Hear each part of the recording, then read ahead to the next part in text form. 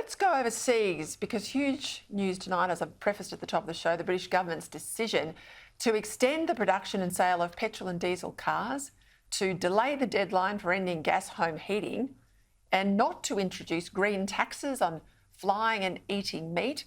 Well, it's a massive victory for common sense. These were measures introduced by previous Conservative Prime Ministers, or flagged by them at the very least.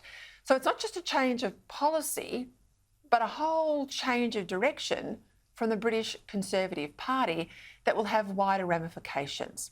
Not just for Britain, where a contest has finally been set up between the Conservatives and Labor on the speed of going green, but also for the wider Western world, because it was in Britain first that governments took to making these grand announcements about saving the planet via cutting emissions without bothering to count the cost or to have practical plans at least to make it all happen.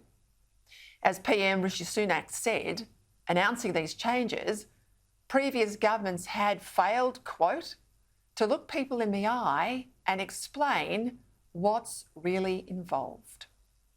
This debate needs more clarity, not more emotion. The test should be, do we have the fairest credible path to reach net zero by 2050 in a way that brings people with us? Well, amen to that. Sunak went on. We seem to have defaulted to an approach which will impose unacceptable costs on hard-pressed British families, costs that no one was ever really told about, and which may not actually be necessary to deliver the emissions reduction that we need. The Climate Change Committee have rightly said, you don't reach net zero simply by wishing it.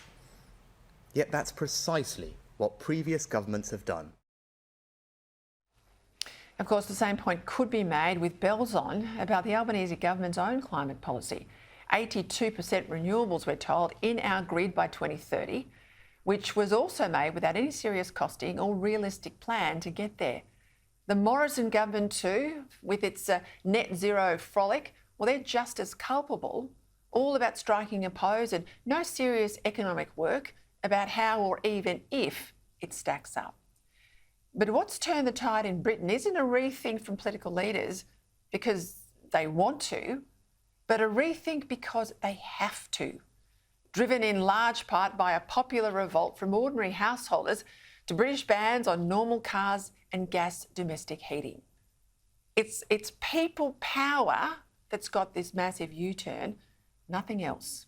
Now, here at home, the Albanese government's renewables rollout's in deep political trouble, not from the climate sceptics or people even worried about the massive costs involved, but from people who can't see the logic in destroying the local environment in a largely futile bid to save the planet.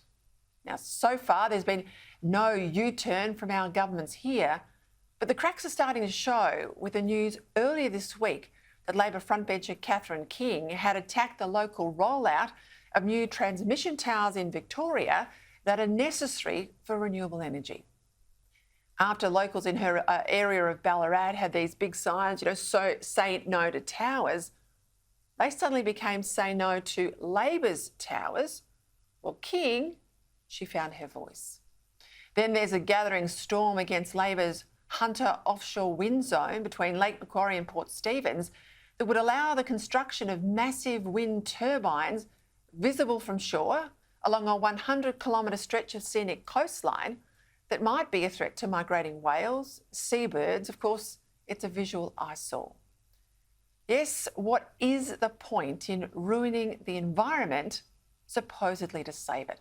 Today's move from the British government suggests that we might have finally reached peak green and not before time.